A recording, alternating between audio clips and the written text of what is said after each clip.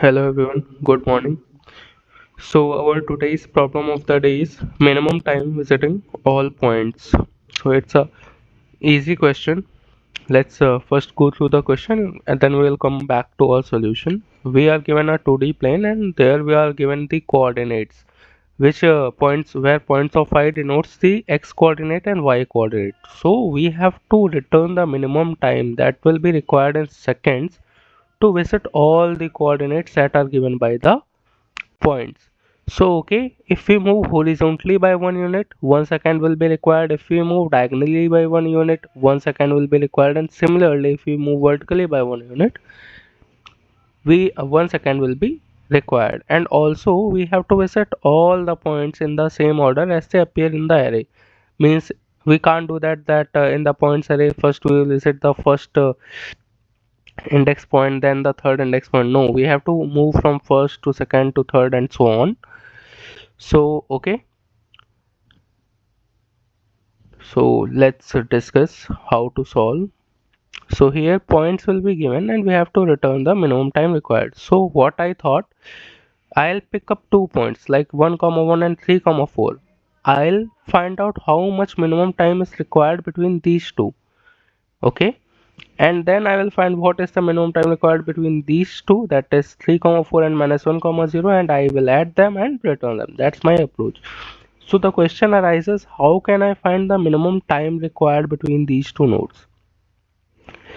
So let's see it on the graph. 1 comma 1 is here and 3 comma 4 is here. If we calculate total 1, 2 and 3 seconds are required to visit from 1 comma 1 to 3 comma 4. The question arises how to find that. So here I have written the minimum time function, as you can say.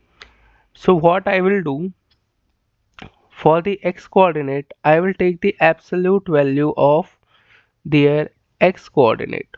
Okay, and for the y I will take the absolute value of their y coordinate. X coordinate will be at the 0th index and the y coordinate will be at the first index. So subtracting those and taking the absolute value of that, and then the maximum of the absolute difference between the x coordinate and y coordinate will be our answer. Let's verify this by 1 comma 1 and 3 comma 4. Okay, so here 1 comma 1 and 3 comma 4 is there. What will be the dx? The absolute difference between the x coordinate, that is 3 minus 1, which will be 2. What is the absolute value of y coordinate? 4 minus 1, which is 3. What is the maximum?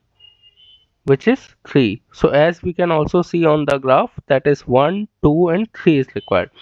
Why we are taking absolute values? Because there might be negative coordinates also, like 1 comma minus 1. Understood? Like minus 1 comma 0. So that's why we are taking the absolute, and the uh, maximum of their absolute difference is the minimum time required to visit from coordinate a comma b to coordinate c comma d. Hope you understood the function. Okay, so this was our function that I wrote to find the minimum time required to visit any two coordinates in the xy plane. Now what I am doing here, I am taking the points dot size. If n is equal to 1, simply there is one coordinate, then we are at the same coordinate itself, so we return 0. We don't need to move anywhere. So here minimum time, this will store our answer. So I am traversing from I is equal to 1 to less than n. Okay, why? Because I need two coordinates. So I is equal to 1, I'll pass 0, I minus 1 index and ith index vector in the minimum time function to get the minimum time.